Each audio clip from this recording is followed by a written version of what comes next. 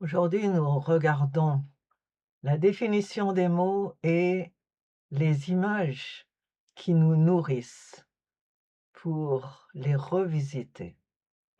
En examiner la vérité ou le vice, le mensonge.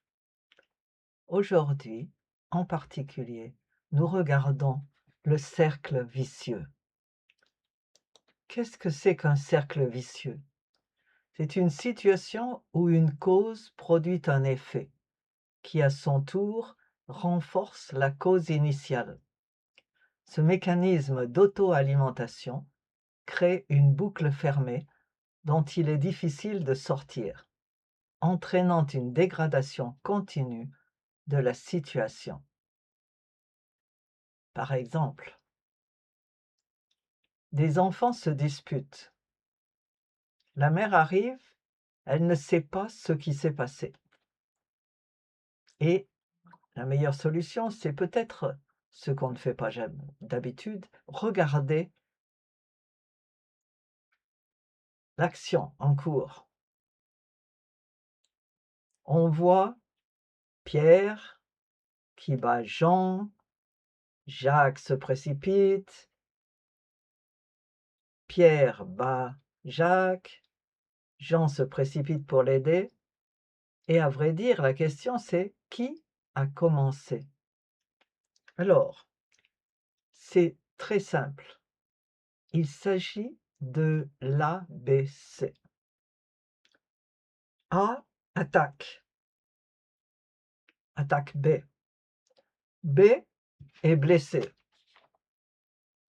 C, proteste, critique. Et D, il se défend. Et puis E, il écrit ce qui s'est passé. Et F, il est maintenant faussement accusé d'être l'agresseur. Mais tout le monde sait que l'agresseur était A. En d'autres termes, A attaque B. A est l'agresseur, B est le blessé. Le blessé se rebelle, se défend, et A commence à crier qu'il est blessé, que c'est B qui l'a blessé. Donc, l'agressé devient dans le discours l'agresseur. C'est un schéma de tous les jours que vous pouvez observer partout. C'est un cercle vicieux. Et dans le cercle vicieux, il y a une sainte nitouche. Vous connaissez la sainte nitouche? Une sainte nitouche est une personne qui feint l'innocence, la sagesse, la vertu, pour masquer son hypocrisie, ses mensonges ou ses véritables intentions. Cette expression péjorative est le plus souvent utilisée dans la locution « faire la sainte nitouche », qui est dérivée de l'allocution « ni touche » ou « n'y touche pas », attribuée d'abord à l'écrivain du XVIe siècle François Rabelais, qui s'en servait pour désigner malicieusement les personnes affectant une grande pruderie alors qu'elles cachaient un goût prononcé pour les plaisirs charnels. Alors, l'agresseur attaque, on lui rend l'appareil et il se plaint qu'il est maintenant l'agressé.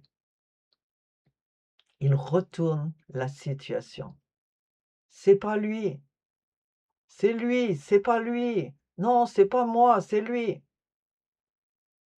Il y a une chanson comme ça dans le patrimoine français qui raconte ça. C'est pas moi, c'est ma sœur qui a cassé la machine à vapeur. Tada, tada.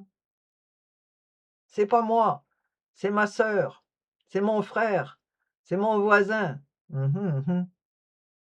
Qui a commencé? Et je vous invite à considérer l'affaire de plus près. La prochaine fois que vous entendrez quelqu'un se plaindre et dire qu'il est agressé, essayez de trouver la vérité et ça n'est pas clair, souvent.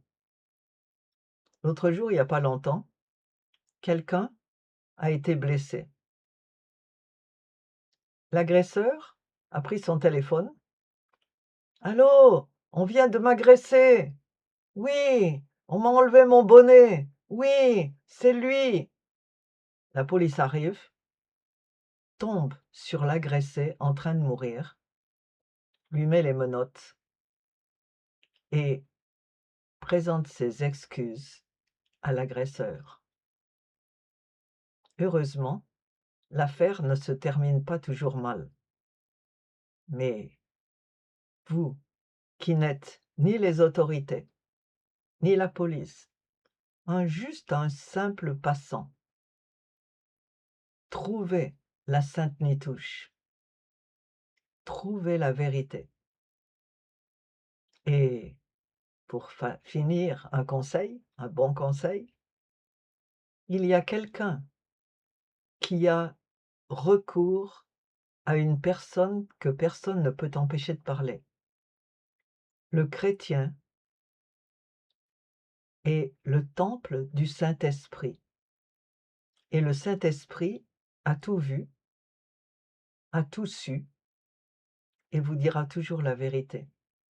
Alors, profitez des conseils que Dieu vous donne pour améliorer les choses dans votre société.